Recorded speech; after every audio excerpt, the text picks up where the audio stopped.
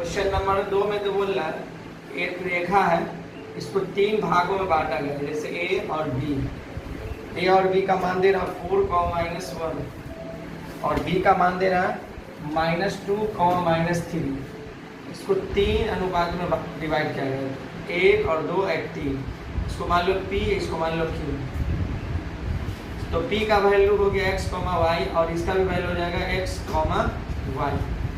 ये दोनों पॉइंट आपको निकालना है, ठीक है। तो 3 समत्रिभाजित, समत्रिभाजित मतलब सम का मतलब होता है जोड़, सम का मतलब क्या होता है जोड़ होता है, क्या होता है जोड़।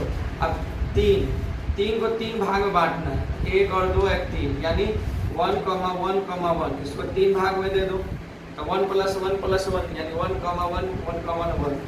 क्लियर।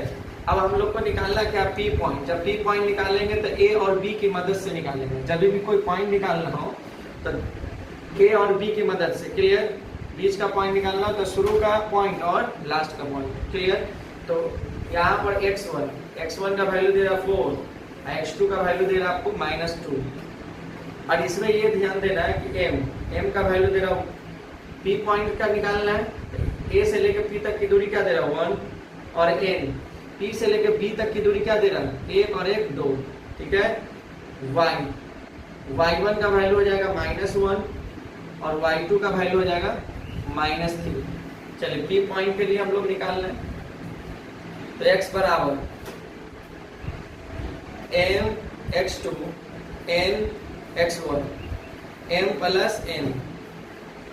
m का मान यहाँ दे रहा 1 इंटू x2 का मान दे रहा -2 प्लस n का मान दे रहा है यहाँ पर देखो 2 और x1 का वैल्यू दे रहा है यहाँ 4।